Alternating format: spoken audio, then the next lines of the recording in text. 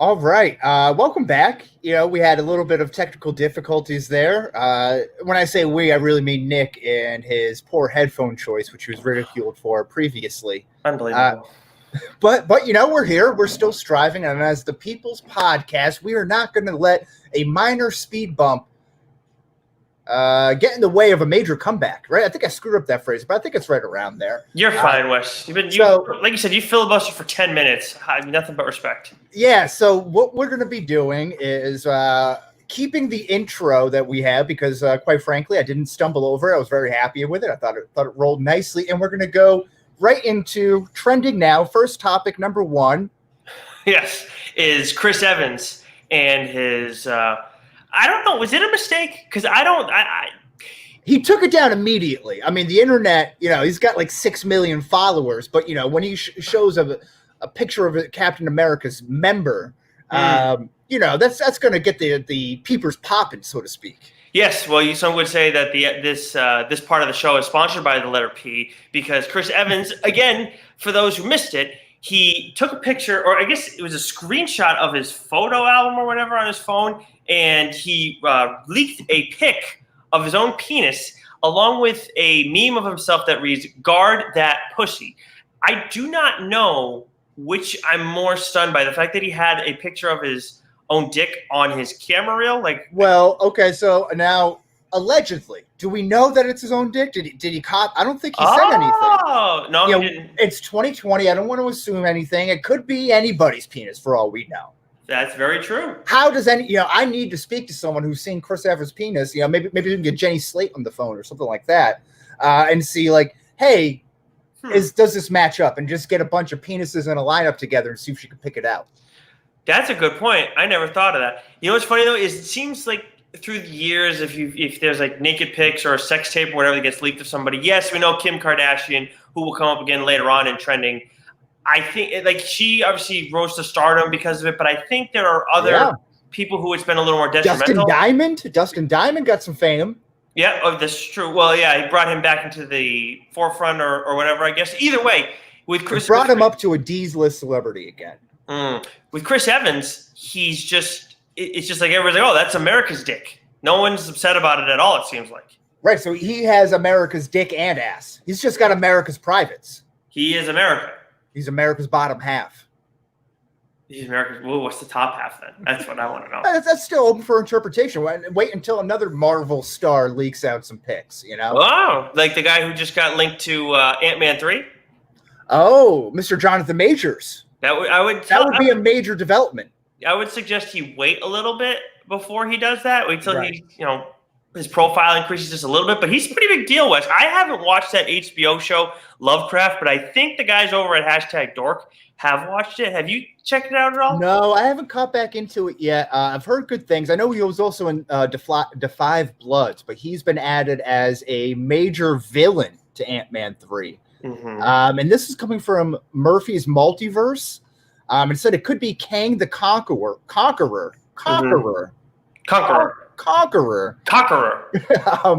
That's maybe that's Chris Evans. I don't know.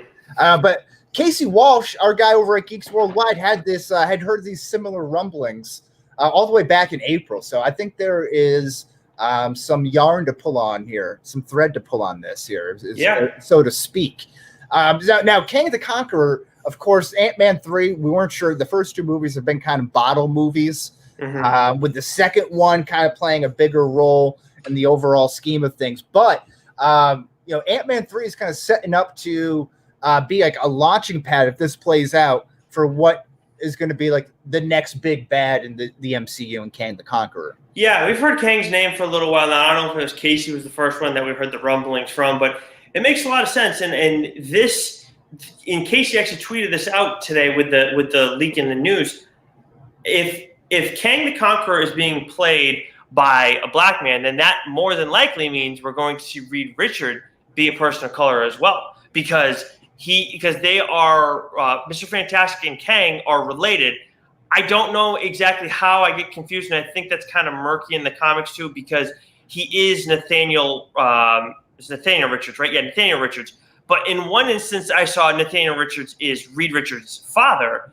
But then this guy's from like the 31st century or something like that. So the Wikipedia description of Nathaniel Richards, or King the Conqueror, he's a 31st century scholar and possible descendant of Reed Richards, and becomes fascinated with history and discovers the time travel technology created by Victor Von Doom.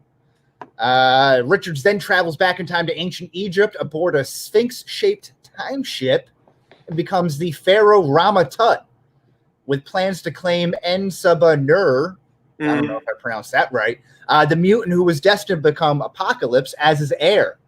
Rama-Tut's rule is cut short when he is defeated by the time-displaced Fantastic Four, and an embittered Richards travels forward to the 20th century where he meets Dr. Doom, who believes might be his ancestor. He later designs armor based on Doom's and calls himself the Scarlet Centurion, and pits the Avengers team, I thought this was interesting, against alternate reality counterparts. So that's kind of like a secret war, isn't it? It's not exactly. It's a little bit different, but it's not. Look, the point is that he creates a ton of messes. If he's taken on Apocalypse as his apprentice, you know this guy is a real friggin' deal. I think the easiest way to sum up West is an interdimensional time-hopping warlord who conquers entire worlds and timelines for the sport of it. Right. Yeah, and I think, guy's got no powers, right? He's just a very smart man from the future. That's pretty much it. He's got some good tech, but he's just a very smart guy. And what's interesting is that we saw this with, the Infinity Saga, right? That's what the full 23 movies are called or whatever. But it was all building up to Thanos, obviously, but Thanos wasn't introduced. He was teased out over time, and you had these other semi-big bad villains throughout the course of everything, right? You had Ultron, you had who am I thinking of? Thor. Hela. No. Loki, yeah. You have all these other smaller ones that build up to it. So I think Kang the Conqueror is eventually a good way to kind of rope in Galactus. I think he's going to be that mini boss where Galactus will be like the end of the game boss. Yeah, that could be, or he could even be instead of like Ultron where he's there and then he's gone. Maybe he's like Loki where he's kind of that vehicle, right? Where we will see him pop up over and over again. I don't think we'll ever see him as a hero or anti-hero type, but we'll see him frequently because he's such an important character. Because he's a bigger deal than just a one-off villain, I would say. Yeah, absolutely. I think he's someone who should stick around for a while. Or in Contest of Champions, he links to Maestro. So if you wanted to do that, and that's Hulk in another reality too. Oh, yeah, there we go. Now we're really using our knockers. This is going to be a good primer for the main topic here. Yeah, exactly. Moving forward, a She's All That remake is in the works. This is coming from Variety magazine. The movie will be gender swapped and called, wait for it, He's All That, with TikTok star Addison Rae playing the lead female role. She'll play an influencer who attempts to turn a nerdy boy into a prom king. Just like My Fair Lady, but kind of flipped, right? Are you in on this movie? You got any interest in this? Does this pique your interest? I don't think I have any interest in this whatsoever. See, I'm a sucker for a good teen movie, and I don't know, like maybe I'm getting to the point now where those movies aren't relatable to me anymore. But I would love to see like some of the, like, I don't think I want to say like 10 Things I Hate About You. That I love that teen comedy rom-com type thing. That might be my favorite as far as that niche category is concerned. Mm-hmm. But like an updated American Pie, or I don't know what's something else. An updated spin on like The Breakfast Club. Maybe something like an updated version of Ferris Bueller's Day Off. And again, you don't really necessarily have to have this be like a reboot. I know you're not a big fan of it. This is kind of a cringy movie, but Due Date, have you seen this on it's on Netflix? Robert Downey Jr. and Zach Galifianakis, and they're like traveling cross country together. It's essentially Planes, Trains, and Automobiles, but not Planes, Trains, and Automobiles. So, like we had the news recently that Will Smith and Kevin Hart are going to be like rebooting Planes, Trains, and Automobiles.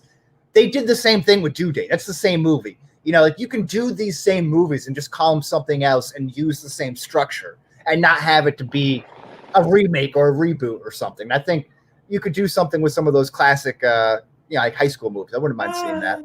Yeah, I mean, but it's, I don't want any part of that. There's no original ideas anyway. No, I mean, you're right. There's no original ideas, but just try and come up with something on your own. For God's sake, I don't. Why would you want to see Breakfast Club done up from like the 2021 version of the Breakfast Club? I don't want to see that. I mean, if you're gonna make it, don't make it in a library necessarily, and don't say it's essentially the Breakfast Club now. That's what I'm saying. But like something like that, where you have four people come together from different backgrounds who are stuck together in a high school and that become friends, and it's a coming of age tale. But I always see that other shit. It's all the same stuff, right? I'm not saying call it Breakfast Club 2 or the brunch. Yeah, so I don't know if I'm going to see those. I don't know. I mean, hey, Christopher Nolan came up with a new idea, Tenet, as much as it's based on a real theory. It was a new movie and a new concept, and one that I'd like to see, another movie. You don't see those very often. I'm just saying you don't get those anymore. Well, it's because people won't work hard. A handful a year. Well, yeah, I'm not saying that's just, and the people don't care. They're just going to eat it up anyway. That is true. The market dictates the content in so many ways. Which is why we get 20 seasons of Keeping Up with the Kardashians. Correct. So we're about to have 19. 19. 20 will be the end of it. So after Keeping Up with the Kardashians announced, after 20 seasons, they're ending things. So that's the new season 19 airs Thursday. That's this Thursday on E. After 14 seasons, 14 years and 20 seasons. I wrote that differently. It was a little dyslexia for me there. Gotcha. It spawned 12 spin-off shows. 12? 12 different ones, yes. Good Lord, okay. Yeah. You have your Kylie show. You have your Caitlyn Jenner show. You have Kourtney and Khloe Take Miami. You get all this stuff. And how many seasons of Keeping Up with the Kardashians have you watched now? I'm caught up. I know all the dirt. Did you see it from the beginning too, or did you go back? Not from the beginning. Yeah, but definitely over the last 5 or 6 years, I'm in it to win it, man. I'm watching it. So on that note, if I'm going to have to watch it, I think what we should do is keep everybody up to date with the Kardashians. I thought my lovely wife Jules, who loves the Kardashians, she wishes she was the 4th or 5th or I don't know. You're up to date. You should know how many there are. Kardashians, who I can't keep track. They keep cloning them. Yeah, they all look the same. But she definitely would love to be on there. So I thought, maybe something we could do moving forward. Maybe next week, have a little segment on getting caught up with the Kardashian. Really corner that 18% market that we have on the woman audience. Yes, I love the sound of that. We'll figure out exactly how we want to do it, but I think Jules would be a great addition to the program as long as the Kardashians are still going. I do wonder, though, if 20 is going to be the last one. I'm not certain on that. This is a genius marketing ploy. Jay-Z pulled this with the Black album, saying it was his final album. He's come out with 6 since. So, and that did great. He got all this publicity and stuff. Same thing, right? MJ tour, retirement tour. He's going and comes back. Comes back anyway. Everyone wants the retirement tour, and they're going to come back. Hey, and guess what? We're going to cover it because we got somebody who knows. And apparently, it doesn't sound like you're keeping up with the Kardashians if you don't. Like you just said it yourself, you can't keep up with how many there are. Well, I mean, I'm not a math guy, Nick. Okay, you want me to run through the list? You got your Kim, you got your Khloe, you got your Kris Jenner, who's the head of the snake, if you will. You have your Kourtney, you have your Caitlyn, you have your Kylie, you have your Kendall, you have your Rob. You have Kanye. You got Corey Gamble. You got, Scott Disick. You have the food god in there. I can go on and on with these side characters. Bruce. Yeah. Well, or Caitlyn. My apologies. Caitlyn. We don't. She's Caitlyn. Sorry about that. We have MJ, the grandma. MJ's on there. She's still looking fine. Oh, I didn't even. Really? She looks great. I don't know how old she is. I mean, it's tough to put you're gonna have to carbon date the Kardashians by the end of this, to find out their true age because so much Botox has been shoved into their faces. Oh, MJ, she doesn't look too bad for an older woman. I mean, she's still up and out there. Yeah, she's fine. Yes, yeah, she's fine. Yeah, I can go with that. Nancy Pelosi is 80 years old. Is she really? Botox is a great drug. Yeah, although who did I see with it? Legler. Tim Legler, I think, from ESPN. It looked like he got something done. Not the best, I would say.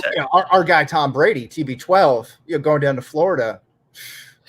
Yikes! One too many chemical peels. Yeah, I would say so. It was a rough start for him. Didn't he look smaller? This is just a side note. Didn't he look smaller in a Bucks uniform? Yeah, I think he looked like shorter and like scrawny. He looked like a little kid out there. Oh, he's probably losing as much weight as possible so he can be more pliable, because that is totally a thing when it comes to the human bodies being pliable. Oh yeah, or it's so hot, he's just sweating away all those calories, just whittling away. Yeah, that could be it too. Yes, not enough avocado ice cream, because that one hasn't been beaten to death. Anyways, on another note, that wraps up trending now. Quickly on the comic book minute, Doc and I, of course, will be doing stuff over on TLDR this week at around 8 on Thursday. But who knows? If I have technical issues again, then that'll screw things up. But I think he's going to be talking a Marvel book this week. I am planning on talking a book from a company we have not touched on yet. So I'm excited for that. More importantly, there have been a lot of rumors, Wes, about this whole 5G event that was going to happen with DC Comics. 5G, is this like the cell phone stuff? Well, that's why it seems so weird, because AT&T, I believe that they're the parent company now of Warner Brothers, who's then the parent company of DC. So it's like, 5G, and I was confused. Shine was actually the first one that told me about this. So I went and looked into it, and that's where Lucius Fox's son, Luke Fox, I believe, has become the new Batman. Now, it looks like he is going to be Batman in some way, shape, or form, but Jim Lee said that's not the case. This 5G event is not a thing.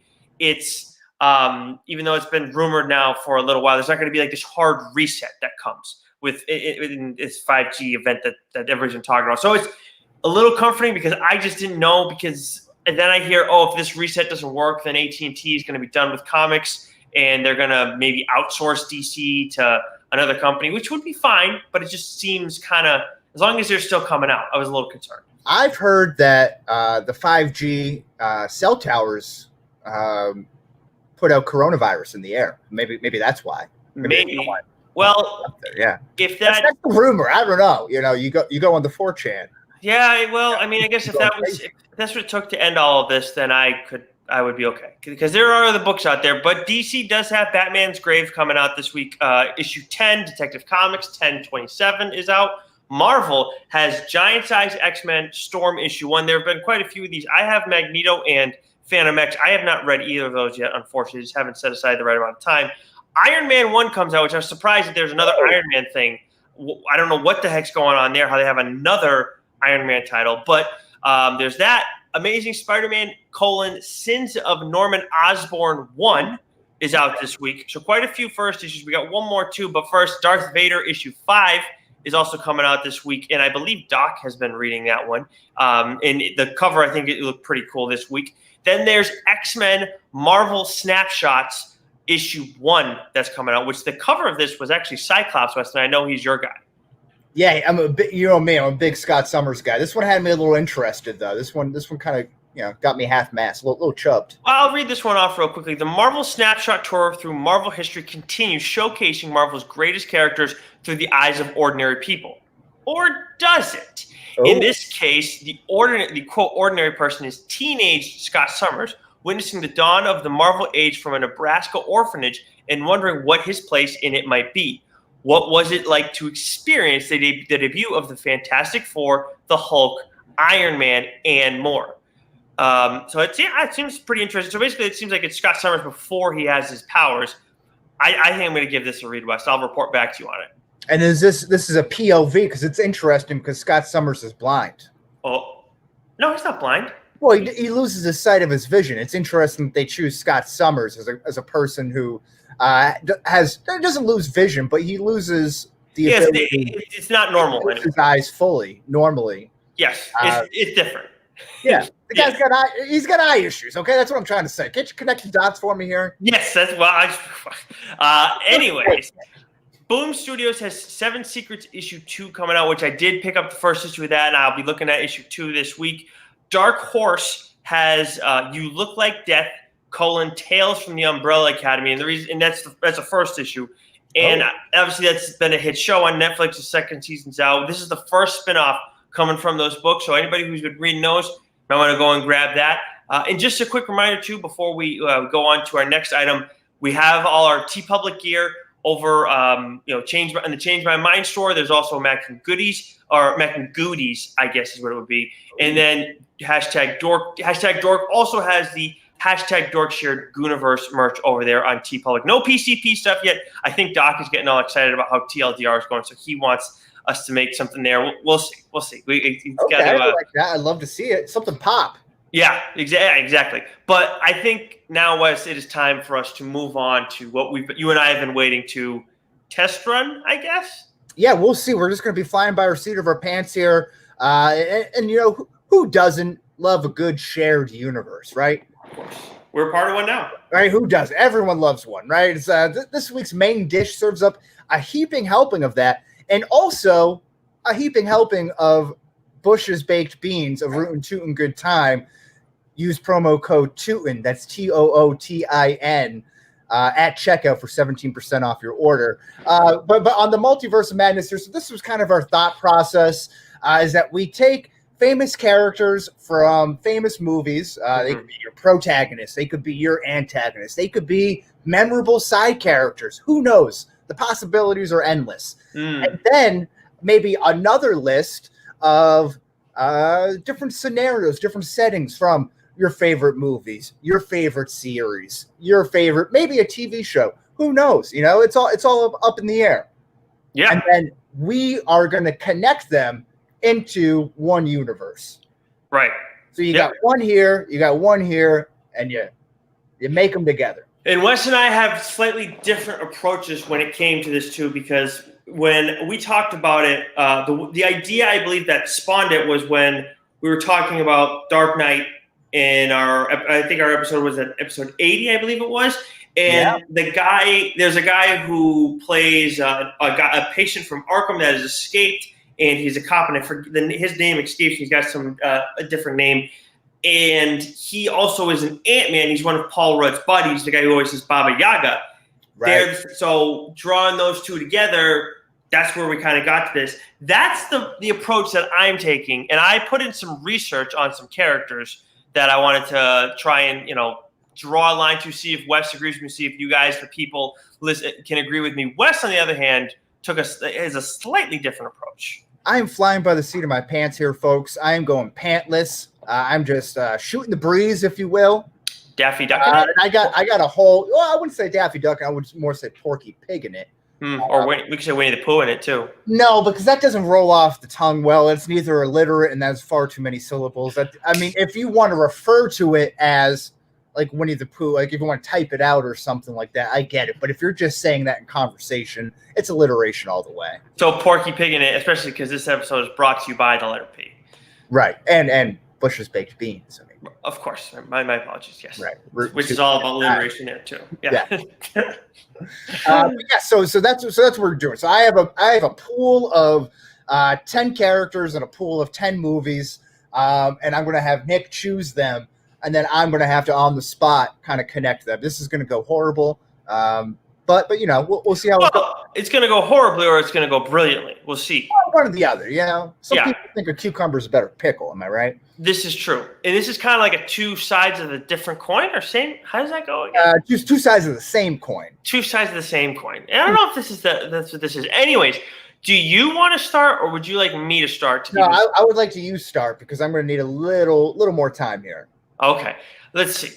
So I have a set of characters that I set aside that I wanted to put into some research in. So that way I could really give you guys an in-depth explanation as to what's going on. So I'm going to start off with a little bit of a bang here because I caught a ton of heat on my appearance on Pop Culture Pile Driver. You definitely made an impression. Yes. So I'm see, how did you? You're a big Office guy. Were you upset with what I had to say about Michael Scott? I respect your opinion, Nick. Thank you. Well, no matter how asinine it may sound, I'm going to start off with Michael Scott in this instance. Okay. So Michael Scott is, of course, portrayed by Steve Carell, and Michael Scott is a moron, some would say, like myself. Michael Scott has no feel, I think is another way to describe it. He has feelings, though. He has feelings. That's very true. He has feelings. There's no doubt about that. We've seen him cry. We've seen him get upset. We've seen him get rattled. I'm still watching the show. I'm in the 4th season right now. Surprised you're still watching it. I'll tell you what. In the 4th season, he's getting easier to. He's still an idiot, but he's easier to be around. I think we got like 2.5 more seasons left with him. So enjoy him while you got him. He's out. So that means out for 7, right? I think so. I think it's somewhere. Yeah, maybe. Yeah. Okay. That's what I thought. I forget when he leaves. I thought you were saying. Okay. All right. That sounds about right to me. Okay. I thought you had me worried there. I was thinking like 6. All right. Math not a strong suit for me either. And people tend to take pity on Michael Scott. After a while, but just because of how dumb he is. I think that seems to be a theme in the show, and even myself there, I feel bad for him. That's kind of why I don't want to laugh at him, because whereas Dwight is confident in who he is. The only person who he struggles with when it comes to confidence is with Michael.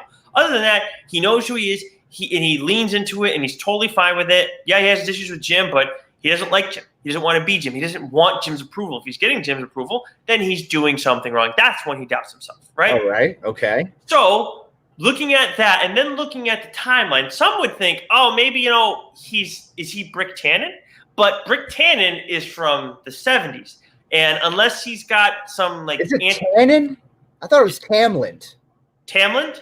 I think so. I don't think so. But why don't you check that real quick while I play myself. Check that. So somebody think he's Brick from Anchorman. But like I said, that happened in the 70s. Unless he's taking Paul Rudd's like anti-aging medicine cream, whatever the hell it is that guy's got, it's not.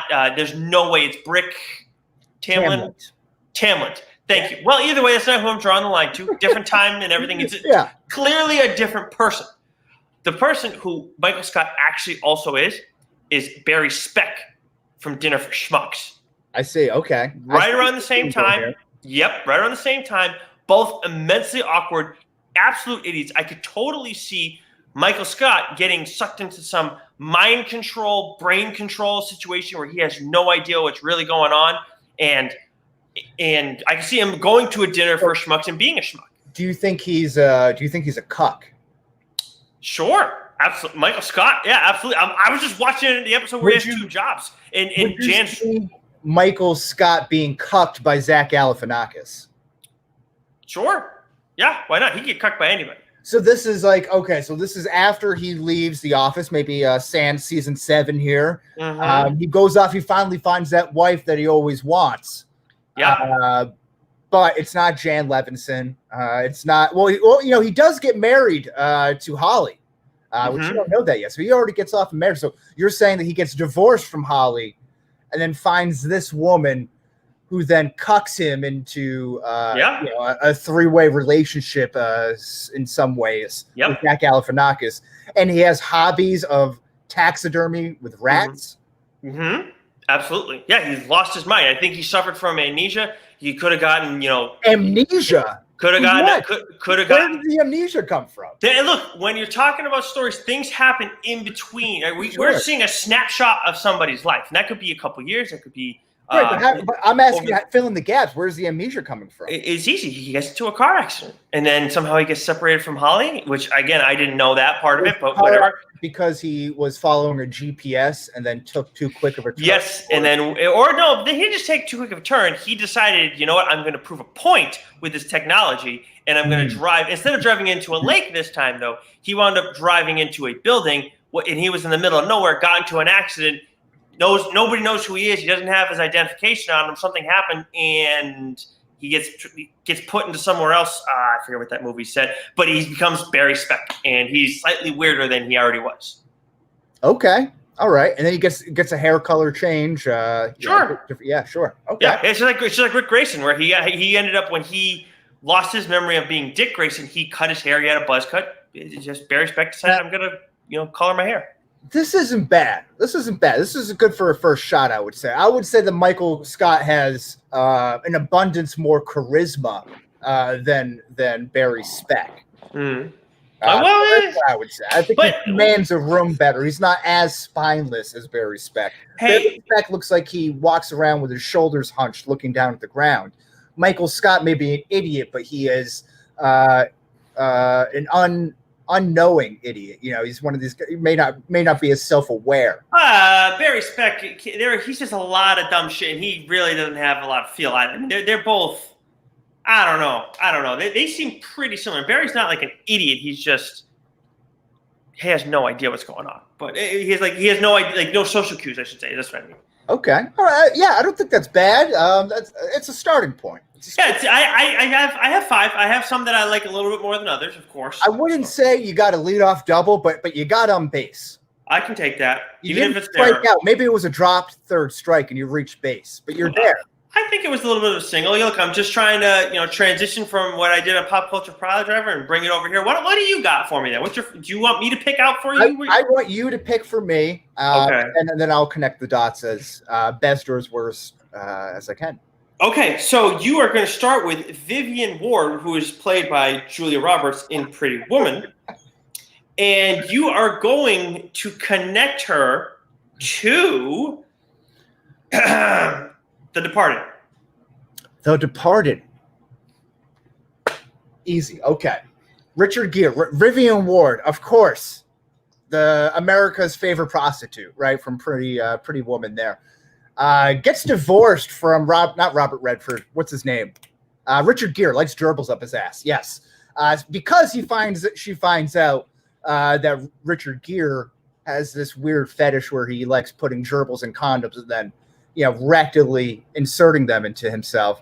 She gets a little weirded out for that, and that for a prostitute is a little alarming. Like she's seen some shit, but that's crossing the line, Okay. So she leaves her post, which I believe is in L.A. She leaves her fancy life, and she goes back home to Boston. Oh, where she's plumbing it up. She's dropping her R's, and suddenly we have the Whitey Bulger-like character, Frank, played by Jack Nicholson. He's suddenly in the need for a new mule. Okay. So needs a new mule. He's got his side piece girl, right? Get in the car, I'll show you. He's got all that stuff, or like throwing the cocaine down and says, "Don't move till you're numb." Yeah. So he has multiple partners. That's the type of lifestyle that he lives. He needs Vivian Ward, who's a little down on her luck. She doesn't have the money bags anymore. Usually when you get out of a relationship, you tend to go for the exact opposite of what you have, right? And Frank and Richard Gere's character, I would say are on opposite sides of the spectrum. Very different. One is a very well-to-do businessman who seems very classy and has classic good looks. So what if he likes a gerbil up his ass? Who am I to judge? But Frank is a no nonsense guy. He's not going to mess around. He's going to tell it like it is, and I think she likes that. I think she likes that little bit of being scared. It's kind of exciting. And that's when she gets roped up with Matt Damon and Leonardo DiCaprio, and she kind of stumbles upon this rat situation because she has a history with rodents with the gerbils up the ass and Richard Gere. Oh, okay. Yep. All right. So then she kind of sees what's going on and starts working with Leonardo DiCaprio and what's his name, Martin Sheen, Mark Wahlberg. On setting them up and kind of bringing it down from the inside with Leo. And then that leads into a whole nother love entanglement because let's face it, she's used to having multiple partners as well. So is she a rat then too? With Leo. What's that? Is she a rat then? Well, not happily after, obviously, but I guess by definition, yeah. Yeah, okay. All right. So now my only question in all of this, because I can see this all working out very well. That's pretty good, right? I like that. That was outstanding. Did she ever disclose where she was from or where she had lived before in Pretty Woman? I don't recall it. I haven't seen that movie in so long. I don't either. That might bring the whole thing down. This is a finely placed house of cards that I'm working with now. I think that's the slightest breeze will knock this whole thing down. Hey, if someone wants to go and look it up, by all means, go for it. But I don't think you're going to break that one down. I think that's outstanding, Wes, and that's all on the fly. I don't know. Oh, man, that was tough. Yeah, and you picked the hardest one. I was hoping you weren't going to do that. Which one's the hardest one, Departed or Pretty Woman? Vivian Ward, yeah. Oh, God. I suppose I saw what I knew least about, I was 1,000%. I was ready for that one for sure. All right. Now, I have these numbered off, and I picked off which one I went with first. Do you care personally which one I go with next? No.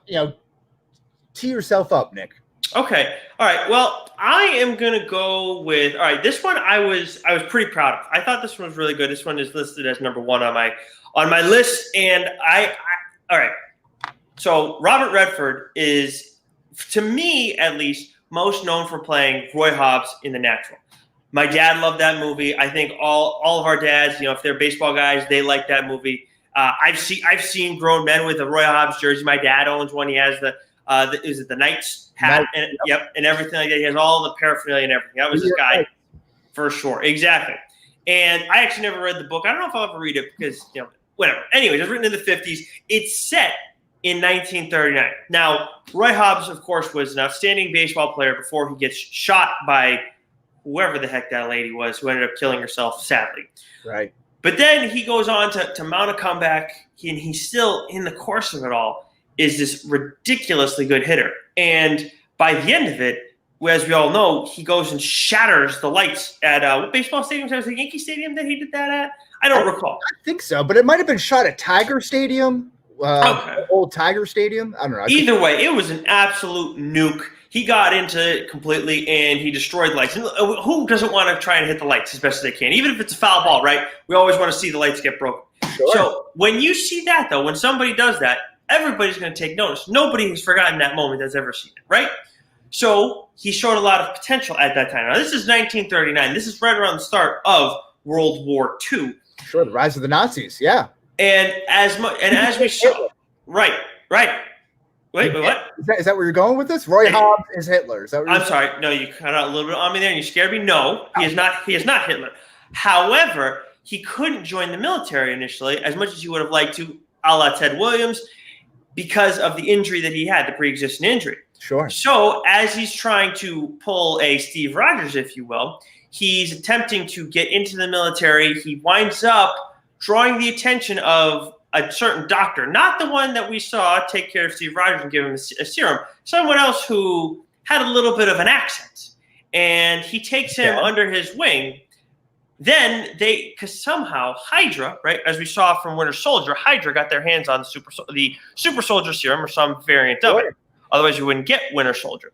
So they inject him with it to help Roy Hobbs contribute to the military, work as a covert SHIELD agent, and befriend Nick Fury. In time, of course, he gets older. He was much older when he got the super soldier serum than Steve Rogers. So it didn't necessarily take in the same manner. He didn't get this crazy jack and crazy strong, but of course, he was able to get by, be a part of the military. They don't have the records like they did back then. Steve was able to apply, 3, 4, 50 times. Yeah. Whatever it was, under different names and all that crap. He had to go to a different state. He had to go to Paramus, New Jersey. That's right. So instead of applying under Roy Hobbs, he was able to apply under the name Alexander Pierce, who we saw years later in Captain America Winter Soldier, and found out that he was a member of Hydra, who, like I said, actually ended up getting super soldier serum. Do you think Roy Hobbs is a bad person? No. Well, I mean, listen, Alexander Pierce, pretty bad guy. He wasn't a bad person at first. Like Roy Hobbs in The Natural wasn't, but he was twisted in time, much like Bucky was. Do you think Roy Hobbs, American folklore icon, would join the Nazis? Not knowingly. No, I don't think he would. But did Bucky? Soldier syndrome. What's that? Did Bucky? No, but Bucky was dead and then was like a prisoner of war. Right. But what I'm saying is that Roy Hobbs was duped because he wanted to go and be a part of the military. He met somebody who was giving him a chance to get stronger, help his country out, and then he's given this drug while at the same time he's being brainwashed in the course of all this. Okay, so he's being brainwashed. Okay. Yes, I guess that's an important key. So being duped and brainwashed are two different things in my book. Yeah, well, one is like kind of on you. The other one is like forced. Duped and then brainwashed afterwards becomes Alexander Pierce to the point. And again, he's not like Bucky where he's younger, he's stronger, he's preserved in time. He can kind of fight it back. He's older at this time. He's older at the time of The Natural than either Steve Rogers or Bucky Barnes were when they got their super soldier serum. So it takes a little bit differently. And it wasn't quite as... Give him like an increased libido? It gets him back to normal where he's like a fit human being, not jacked up because he was dealing with injuries beforehand and he's older. Right. Okay. Okay. All right. So that that to me is an ironclad one. See, I'm probably more partial to the Michael Scott one. Wow. And you thought I was just on base with that one. Okay. Well, I can't imagine Roy Hobbs, American folklore icon, ever being duped by that. Like, that's something. Maybe it could happen. I'm not sure if I want it to happen. That's what it is. You don't want it to happen. That one just cuts right piece. That's a piece of Americana culture, right? He's a baseball player from the 30s, man. He's like a farm boy. He's not some crazy dude who knows how to write and stuff. He is an American icon. He is the microcosm of the American individual. So let me ask you something. So they had the Captain America run where he was actually a member of Hydra. And I don't want to spoil things for people who actually plan on going to read that book, so I'm just going to leave that alone for right now. But what's more devastating to you, the idea that Roy Hobbs is a member of Hydra or that Captain America is a member of Hydra? Roy Hobbs. Wow. Okay, so that's all it is. Then there we go. We got Captain America giving out dick pics left and right, saying guard that pussy. Like Roy Hobbs is pretty. Mm-hmm. He's untarnished, if you will. Yes, that is true. But I think that Roy Hobbs that was made from a tree that was struck by lightning. But that is true. But I stand by what I said. Roy Hobbs is Alexander Pierce from Captain America. Okay. Winter Soldier. I have a tough time. The Patriot in me. Has a tough time. All right. Now I have to pick for you again, correct? Yes, please do. All right. So Forrest and they're off the board. Yeah, once you've already done them, you can't choose Vivian or right. The other one departed. Yes, that would be boring as hell. All right. So something tells me this one might be a little bit easier for you, even though on the surface it seems kind of challenging. But I'm going to go with Forrest Gump in Guardians of the Galaxy. Oh, wow. So this is tough. Okay. So, oh, wow. This is a good one here. All right. So we have Forrest Gump, who, of course, is from, not podunk middle America, but podunk southern America, right? He's of Alabama, Alabama lands. Sure. Not too far off from middle America where, Chris Pratt, Star-Lord, was found and picked up, right? Well, maybe following the death of Jenny, where he goes on that cross-country run, where he grows a long beard, he creates the smiley face sign, he comes up with the shit happens, slogan, all this good stuff, right? Along that run, there's a lot of land that's not going to be charted. You're in the middle of nowhere, you're running, maybe in Arizona, you might be in Nevada, you might be in Utah, right? There's all these hot spots of lands where alien activity could be. And of course, we know Forrest Gump as someone who is much like Lady Luck, Domino, if you will. Maybe he doesn't have superpowers, but a lot of things just happen to fall into place, right? He goes and meets John F. Kennedy, right? JFK there. Right. He told him he got shot in the buttocks, and just so happens that he ends up being in Alabama, running back. He's saving all these people in the war. He's got all this stuff that he just so happens to be. He's at the Civil Rights Movement, at the March on Washington, and he's had all these memorable moments. So he's just kind of lucky, right? So, the Guardians of Galaxy are looking for their next team member. They're looking for someone to add that little bit of luck, that little something that they were missing. But it's not someone who's going to have to demand leadership, because we know Star-Lord is a little egotistical, a little sensitive about that stuff with Chris Hemsworth, right? You want to bring in a simpleton, a yes man, but you still want that good luck, that upbeat personality, someone who's going to be a real locker room guy, because you're traveling in space, whether you're going to defeat, Ronan or who you got there? Ego, or maybe a future Adam Warlock in Guardians 3. Who knows? Yeah. You want to come. You want someone who's going to be able to maybe keep you upbeat through these long trips through space. So that's when during the run they pick him up and they add him to the Guardians of the Galaxy. And what's his superpower? He's a lucky guy. Yeah, you're really in on that luck. Oh, that one sucked so bad. That was tough. Hey, it was good effort. I personally was thinking you were going to go the route of it. That's actually what's Chris Pratt, that's Star-Lord's mom's ex-boyfriend. who she then later dates Ego. Just a quick, like, simple thing. Oh, that could be. Because then it's like similar time frame and everything. You could kind of draw that line. Or I'm not really a point A to point B guy. This was like a point A to point C to point B. Yeah, hey, it's a lot harder when the spotlight's on you and you got to figure out what the heck's going on. You're not going to see the board necessarily as clearly. Those, those lights are bright. Let me tell you. Oh, I bet. Yeah, but this is not easy. But I thought it was a good effort.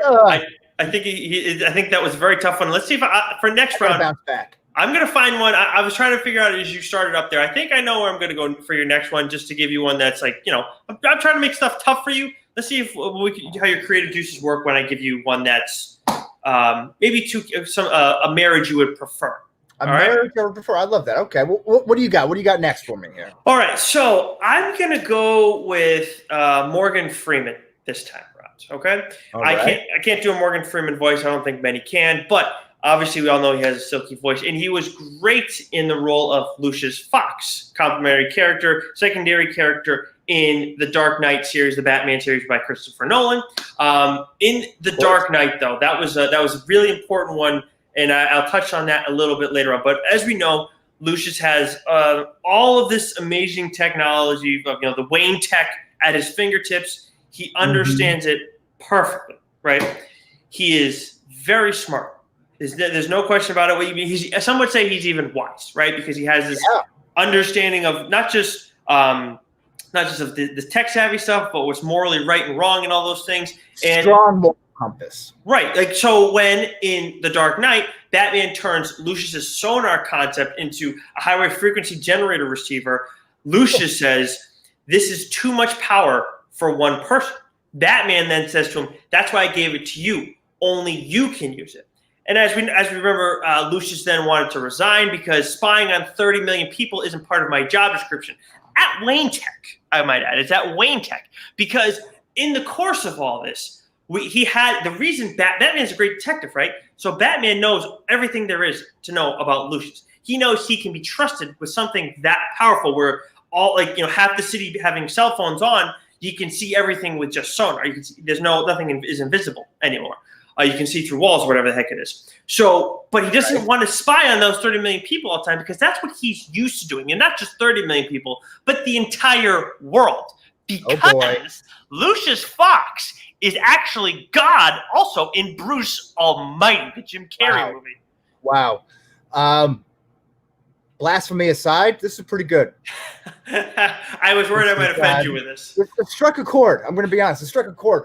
But I like this. And to take this one step further, just taking The Dark Knight specifically, because that's fresh in my mind, he only really interacts one-on-one with three people that come to mind, right? The Asian guy, Chow, Batman, and what's his name? Mr. Reese. Yeah. Mr. Reese, the rat there, right? And at all times, he's kind of like their conscious. Like, what if he's not really like, Conrad Reese there, he's going in and he's about to kind of like make his claim and make his claim that he knows who Batman is. And like, what if he was just talking to his conscious the whole time and Lucius Fox is not even there. He's just God. Mm-hmm. Same thing with Batman. He's just God. He's not even there. Just like a Tyler Durden, if you will. Oh, you know what I'm saying? Like Chow, he has this kind of conversation with Chow about the moral code again. Like, we can't really do business with you and that sort of thing. He doesn't really talk to many people, and it's almost like he's only there in one-on-one instances. I like that a lot. Right. One-on-one conversation with God. He's played God, as you mentioned, but I think he's also done like the voice of God. Like, I feel like him and Liam Neeson have kind of played that God-like character a couple of times. They both have voices where they could, they both have voices and appearances that they could pull that off. But honestly, to me, this one seemed like a no-brainer. The Roy Hobbs one I liked more because I just felt like it required a little more thinking. Well, yeah, baseball guy, but it just required a little more thinking on my end to kind of connect the dots because there's some complications along the way. With this, though, to me, I think it was the biggest no-brainer out of everything, out of the ideas that I came up with. This one, to use a baseball term, knocked it out of the park, my man. Thank you very much. I appreciate it. I understand. Okay, let's see if you can knock this one out of the park. All right, Wes? Oh, all right. All right. Now, you're a big Harry Potter guy, as everybody knows from our famous Lord of the Rings versus Harry Potter episode, one of our biggest episodes ever. And we're glad everybody enjoyed that. And I believe the Lord of the Rings people won that poll, for what it's worth. So we're going to start with Hermione Granger. And you are going to tell me, how does she fit in to the Captain America Civil War film? Oh, okay. This is great. I really appreciate this one because a Captain America Civil War is a movie that's entirely built on building up teams, right? So this really lends itself. Okay. So this is great. So we have Hermione. I'm a fan, right? Because I still have the voice of how I pronounced it when I read the books in my head, despite seeing the movie. And it was always something different. So Hermione. There we go. Miss Granger is out of Hogwarts School of Witchcraft and Wizardry. And she, of course, is settled down a little bit in her life with Ron Weasley, wearing oversized sweaters and hand-me-down books and whatnot. And, she's growing a little tired of the house life here. But, she's, of course, a fantastic wizard. She's still well-versed. She still practiced her witchcraft and wizardry, albeit in private, because she doesn't like to know that Ron Weasley doesn't want him to worry that maybe she's not feeling fulfilled in life. But this gets on the radar of one Tony Stark, who we know is keeping tabs on all the different superheroes. I believe there's a reference to Namor early on in the Iron Man movies, of course, a reference to Dr. Stephen Strange, some of these Easter eggs in there that he's keeping tabs on them well before they're introduced. Wakanda comes up on the GPS radar, in Tony Stark's laboratory. So he has a running list, much like Batman, of all the other threats or potential heroes up there.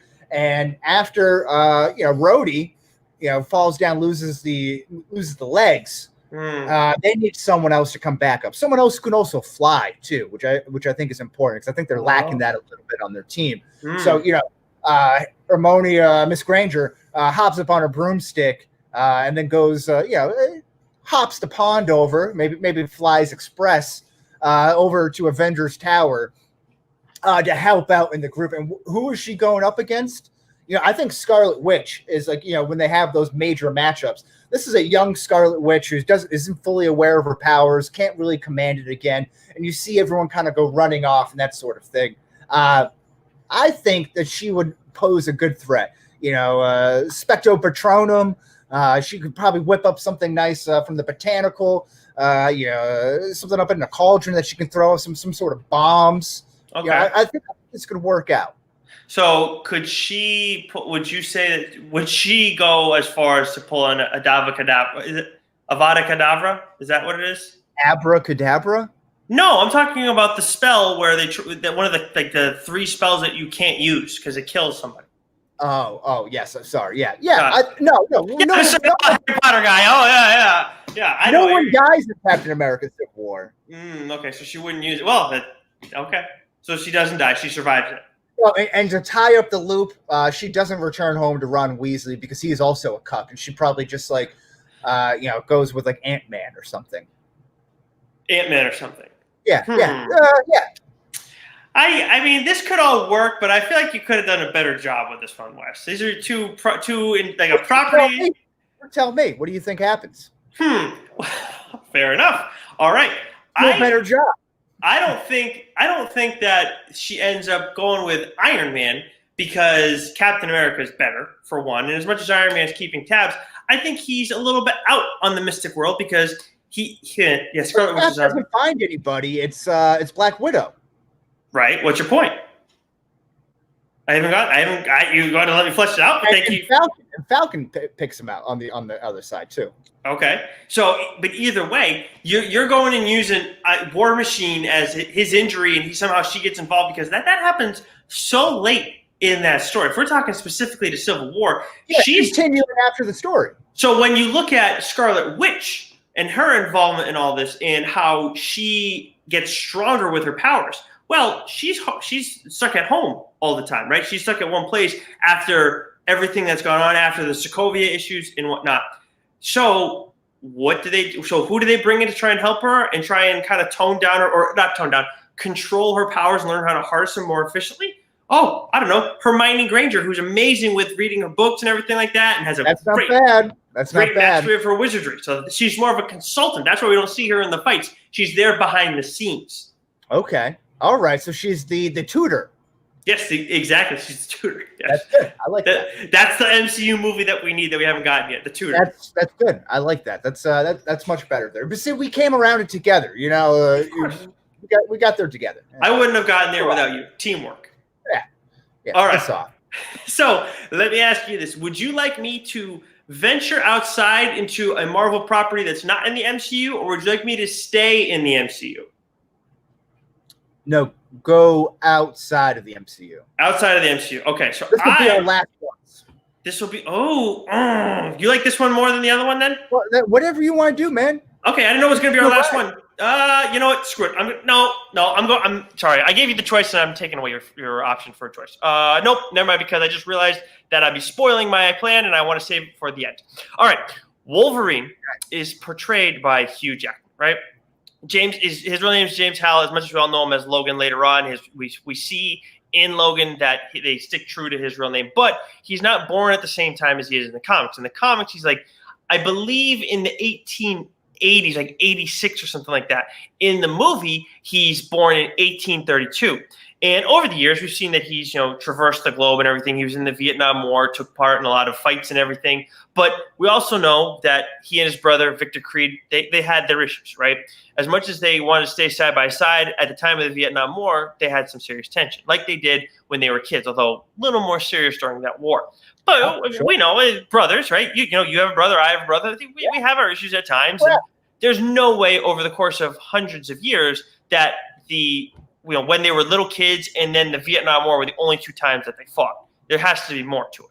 So another time in their lives where they fought was around the late 1880s, and Wolverine sneaks off to England, and he's just trying to do his own thing and find a way, more importantly, to hide from Victor, because obviously Victor can find him. He's a master hunter, even better than Wolverine. He is more refined, where Wolverine has all the power with healing. Keep in mind, an important thing to note in this, Wolverine does not have his claws his adamantium skeleton at this point. He does have his claws, but they're bone claws. Again, this is all in the movie, in the X-Men movie universe. It's the only way that this would work. So he stumbles on a way to kind of get Victor off his path, to make a decoy, if you will. Okay. And because he comes across this magician who's pretty skilled, and there's another guy who he's apprenticed with, who some may think he's Batman, but there's no way that the timeline adds up. But he sees this magic trick where the Christian Bale looking individual throws one ball from he exits one door, throws the ball, and then goes to the other door adjacent to it, where there's no way he could get over there through a trap door or anything, and catches it on the other side. Okay. Magic.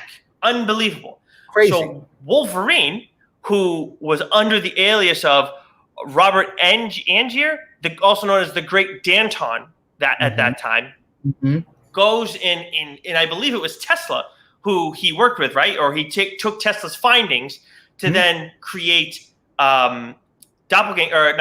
clones of himself. Now, the reason I made a point to bring up that he doesn't have his adamantium skeleton at the time is because we see when Danton is doing a flashback telling the story of how he did everything, how he came across this amazing scientific discovery, he shoots himself, or shoots his clone or his real self. Now, I believe it's his real self, but he can't heal from that at that time. But he can't heal right away. I'm sorry, he can't heal right away. That's why he gets knocked out. He doesn't actually. Yes, he does. Yes, exactly. He doesn't actually die there. He's just knocked out. But we know with Wolverine in the comics, he can die from drowning. That's the one way he can die, and we saw it in Days of Future Past. Oh yeah, that's it. Yeah. Where he almost dies, but he was screwed. He wasn't going to be able to get out of that one. So That's why it works, where we keep seeing Wolverine get killed over and over again. We just find out later on that he's become so diluted throughout the cloning process with his healing power that his clone ended up dying at the hands of Christian Bale. I'm blanking on that character's name. I should have written it down. But the real Wolverine was the first one that we saw get shot in the flashback, and he, at that time, escaped, getting Victor off of his path for an extended period of time. Of course, they catch back up and everything. But the point of the story is Wolverine is actually the great Danton in The Prestige. Now, the elevator pitch needs some work. Yeah, I think the motion picture would be fun to watch. I would not enjoy the audiobook. Oh, well, I mean, I fumbled a couple times there. There's a lot of hoops to jump through with this. I understand that you gave yourself a very tough connection there, tough bridge. That's why I wanted to go with the other one, but I kind of spoiled the other one. I like saving my surprise for the end, so I screwed myself there. But I have one saved for another time in case we ever do a Multiverse Madness 2. But Wes, it is your turn. Is there any changes you would make to mine? No, that's it. I'll be honest. I would love you to be more succinct with it. That's all. That's the only thing I would have changed. Oh, well, that's pretty fair. Okay, well, I'm not perfect. Anyway, see ya. Yeah. I stopped the Hermione Granger Captain America Civil War link up. That was I missed a great one there. Yes, yeah, you did fine, Wes. I'm just kidding. All right. Anyways, I don't want to be like the other shows who want to rip me all the time. Yes, don't be sensitive. Yeah, exactly. Yeah, because I'm so sensitive. All right, let's see. You, my friend, are going to do. I wanted you to do. Let's see. We're gonna go Pulp Fiction. I've been wanting to get you to do Pulp Fiction for a little bit, and I think this one will work out well. Rocky Balboa. Rocky Balboa and Pulp Fiction. Mm-hmm. Okay. This is tough. All right, here. So we have Rocky. We know Rocky can't speak all that well, right? He is he's a man of action, right? Mm-hmm. He's definitely a man of few words, and even when he does string those words together, they don't really make a whole lot of sense. So that's why it's probably best to put a zipper on his lip, so to speak. Maybe put him in a gimp outfit, where one now I'm blanking on his name. Who was the guy who had the gimp there? Oh, let me give me a second. I'm pulling Pulp Fiction's cast. Oh, isn't it Vin Rain? No, Vin Rains gets caught up. But Marcellus Wallace. Yeah. Right, yeah. Marcellus Wallace as the gimp, right? Yep.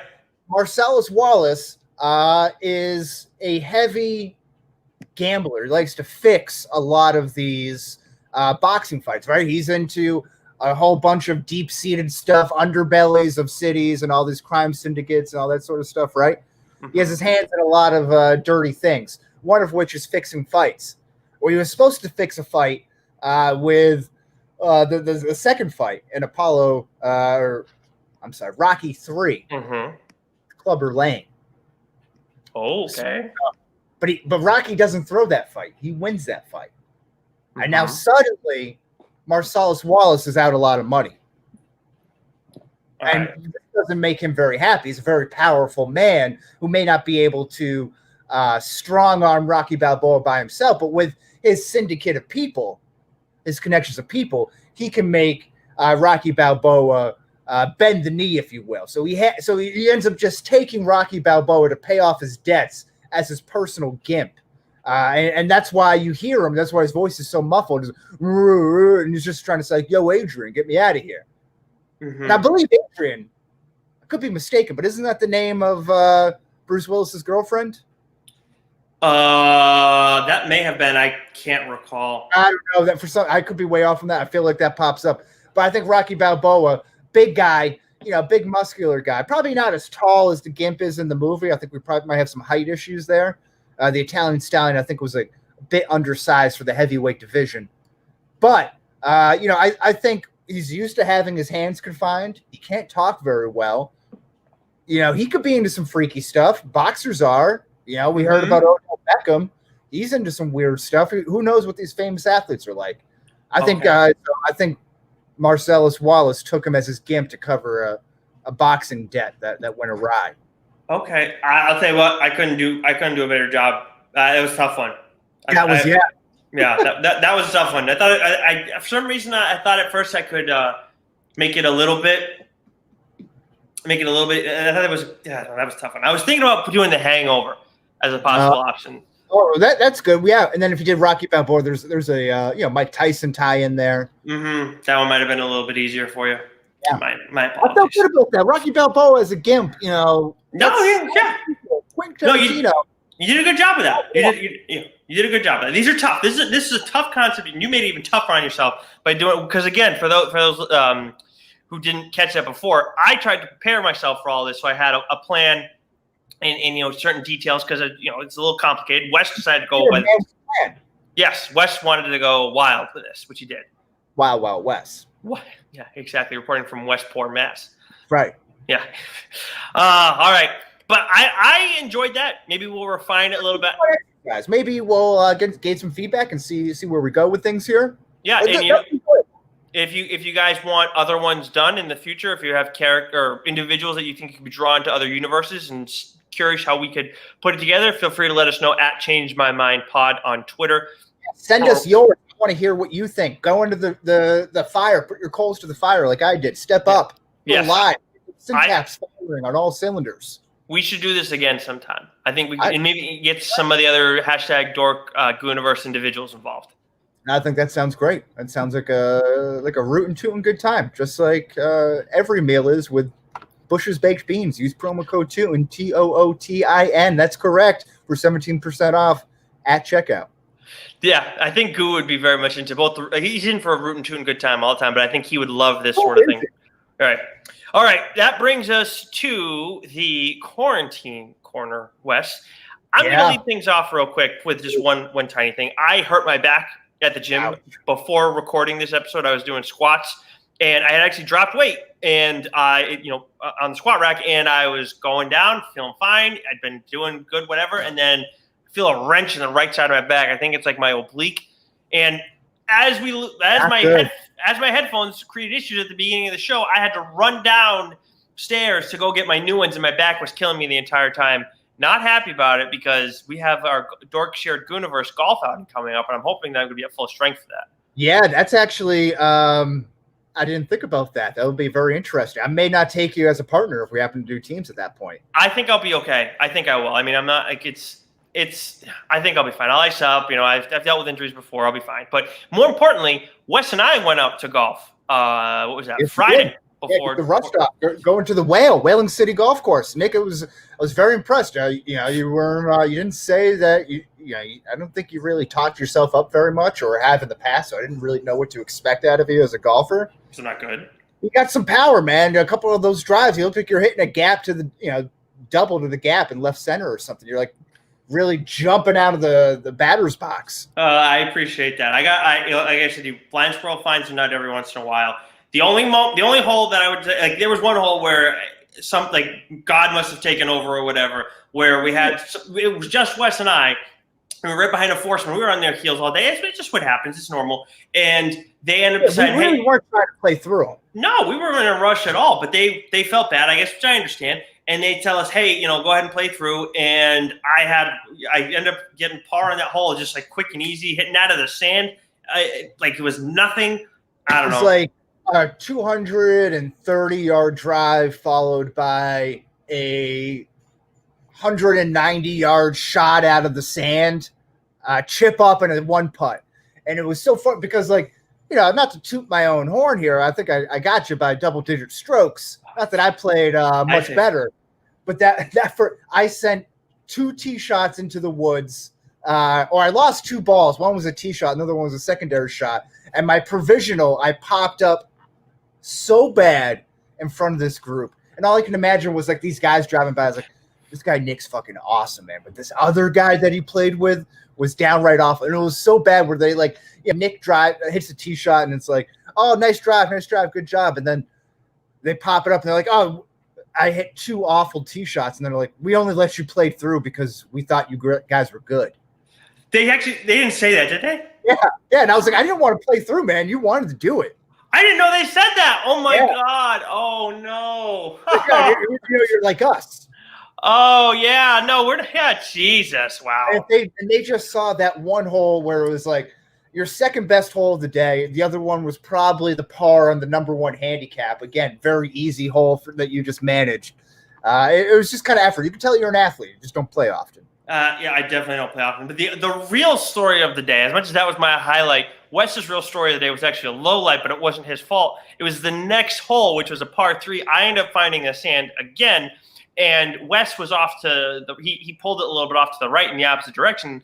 He goes to find his ball, and then comes some groundskeepers up near the green as Wes and I are playing the hole.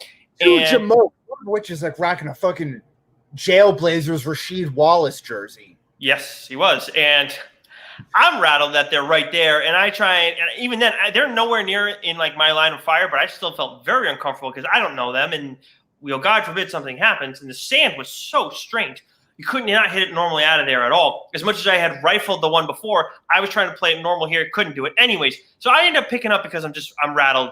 You, on the other hand, try and play it, and you're on the opposite side. So if you shoot it over the flag, then you're going to hit one of these guys because one of them decided to start cutting the green or mowing the green as you're lining up your shot. I have no idea. I've never seen this before. I played golf for a number of years at nice courses, at bad courses, at city tracks, all that stuff. And this is probably closer to the bottom of it, although it was pretty well maintained for the most part. But like I've never seen grounds crew people just be like, no, you wait while I take my sweet ass time rolling over the green. And I had to go over a sand trap and then had a soft landing spot before the pin, and then they're behind the pin on the green. So I have to like really use marksman chipping, which I'm a decent chipper around the green, but like not like that with it in my head. And I'm still carrying over the frustration from looking like an asshole on the hole previously. That I end up just chunking it, and then just it goes 2 feet, and I pick up the ball, and I was so irate. I was seeing red. Like, we pay for this shit. It's unbelievable. I just could not believe it.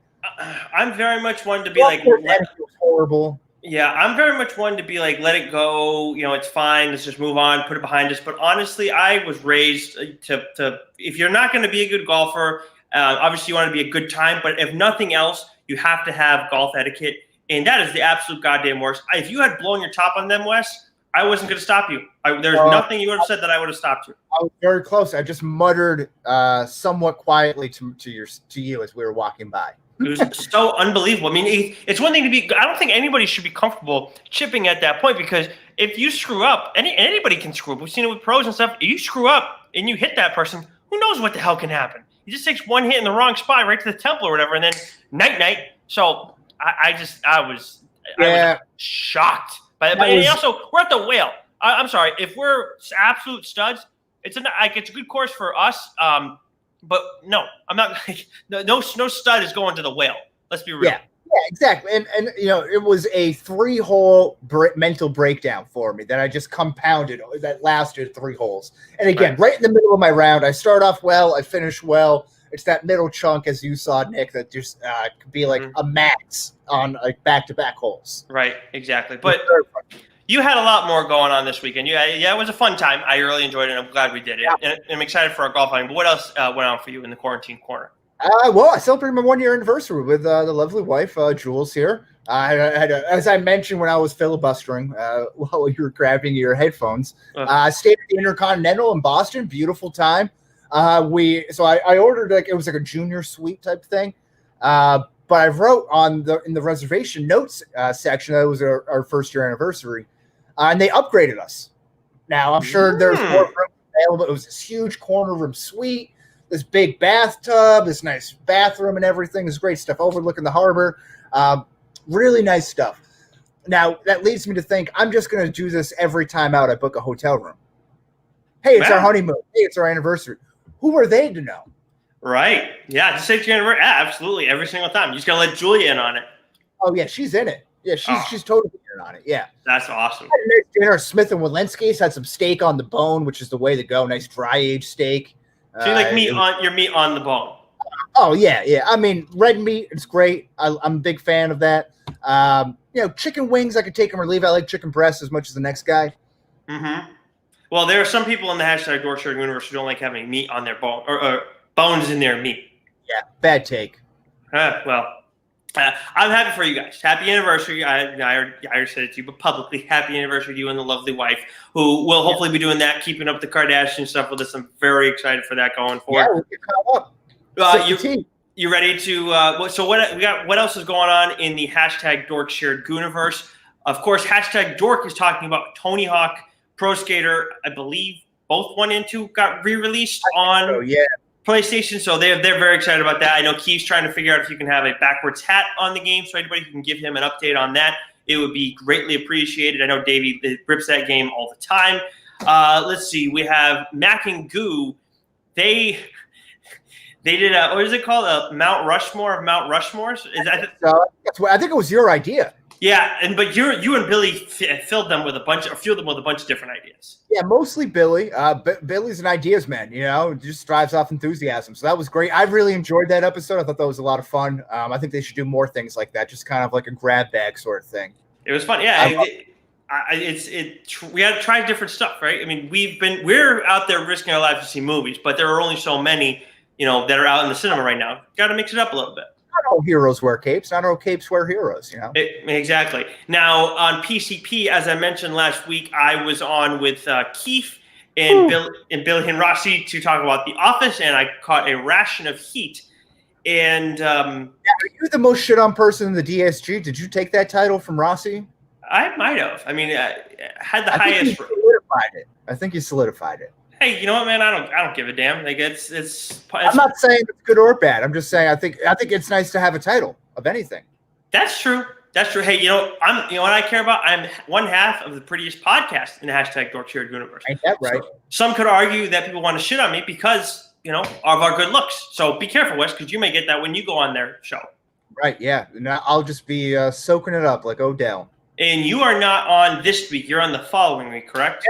Me and Davey were doing one-hit wonders, baby. Okay, so I'm looking forward to hearing that one. But this week, I believe they have Mac and Dr. Joe on, and they're going to be talking about, you got a guess, Wes? Well, fast food. Oh, okay, so you knew already. Resident quote-unquote food experts, right? Yes. This guy doesn't like to eat on the phones, but he can tell you about a 1,000-calorie cheeseburger. Shime would also have been a good pick for this. I know he has a lot of food takes. They get into it on there, so I'm excited to hear what Doc has to say. The Candy Craft, though, wasn't he? Shime was not in their candy thing. No, they did. It was just those two. It was just those two. Okay. This is the first. They've mixed in people throughout the course of things, but this is the first time PCP has really taken advantage of the hashtag Dork Shared Universe cast. To full effect. Yes, I really enjoy doing it. We haven't had Goo on or Mac, right? No. Have we had Mac on since we became the hashtag Dork Shared Universe? No, we had him on pre. We got to have him on now. So got to get Rossi on at some point, I guess, right? Yeah. All right. We'll have to have him on. We got to get them all in there. Yeah, we got to get Shime. Oh, we've had Shime on. We had Shime on, for Iron Man 3. Yes. Yep. Yes. That was quite the episode. Most memorable for Shime stepping on your us wrapping up the show. That went over very well. Oh God, yeah, won't forgive him for that. So speaking of that, next week TBD. Yeah, same bad time, same bad place.